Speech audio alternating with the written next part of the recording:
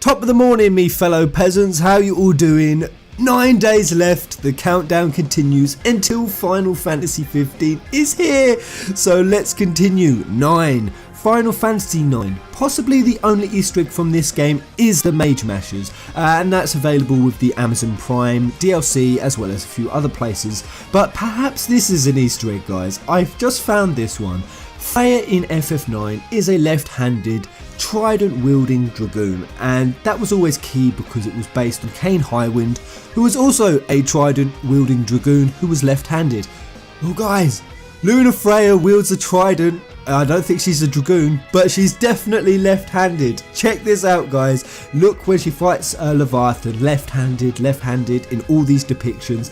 So is that Luna Freya? Is that an Easter egg to Freya from FF9? I'm going to say it is. Alpha.com did a 9 things you need to know about FF15 ahead of the release date, and at number 9 it was 2015 versus 2016 TGS trailers, really highlighting how far the graphics had come on in just a year, and they tied it up nicely. This is beautiful. So this is Luna Freya, and just looking at these two side by side, how much more tired Luna Freya looks, how much more ill, how much more real, how much more gritty that character model is. This is nice.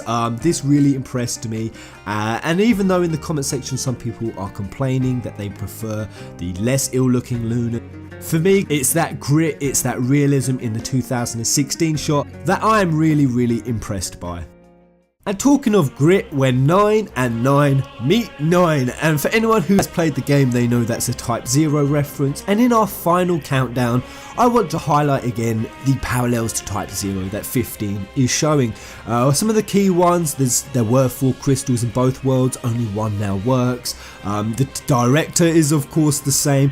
Everything to do with the Fabula Nova Crystallis links that may or may not be there, but really just the dark grittiness. Type 0 really had it. That was Tabata's work, and a lot of that really could be carrying over into 15, and in fact from the trailers that we have seen, it looks like it is. It's the total number of studios who have worked on Final Fantasy 15. So at the Taipei game show, Tabata, he spoke about who they've outsourced this to, who have helped them work with FF15.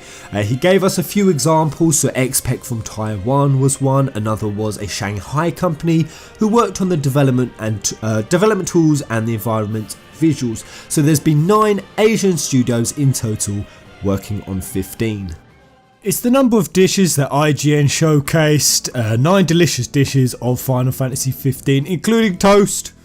There should have been kebabas. Oh god. I mean, I'm not feeling that chicken with white sauce, but whenever I look at this food, I get so hungry. FF15 is going to be tortured to play.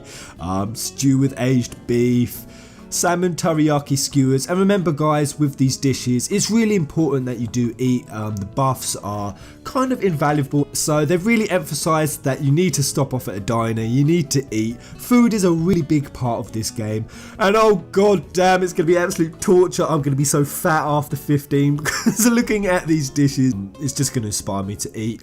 It's the number of extra cities that Square Enix opened Kingsglaive up to 9 more cities following its great success. It started with 44 cities in Japan and 24, I believe, upon initial release in other cities across America and Europe. And it did do very well. Most people don't know how well Kingsglaive did, so it premiered on July the 9th, so that counts. As Square Enix have announced that it grossed in the 10 days that it was showing around about $1 million and was watched over by 70,133 cinema goers. So that is, for 10 days, a huge success. In the grand scheme of things, it doesn't seem too great, but for the very minimalistic rollout that it had and the fairly exclusive showings, I mean, it really didn't campaign that heavily. So for what they did, they exceeded their targets and then some, and we're very happy with the turnout. 90% is supposedly the amount of FF15 soundtrack that Shimomura is directly in charge of writing and composing. Now that's amazing. I really didn't think it would be as high as 90%, and supposedly even the rest, the other 10%, is people working on variations of her work and her themes being handled by others. She's even contributing to the theme songs of Kingsglaive. So yeah guys, she's working a lot on this game soundtrack, and I'm happy about that. After seeing Shimomura's performance at Abbey Road, it really did showcase just how talented she is as a musician. She's brilliant, but it's 90%. And finally, on this day 9 countdown, the article that Kotaku did, 9 more things revealed about FF15. So this is a while back, but they were really cool. So this was back when we found out that the car can actually crash and it will bring a game over screen. I've actually never seen it happen yet. We can save in other places than the campsite. Characters can't climb. We can't steer the in-game boats.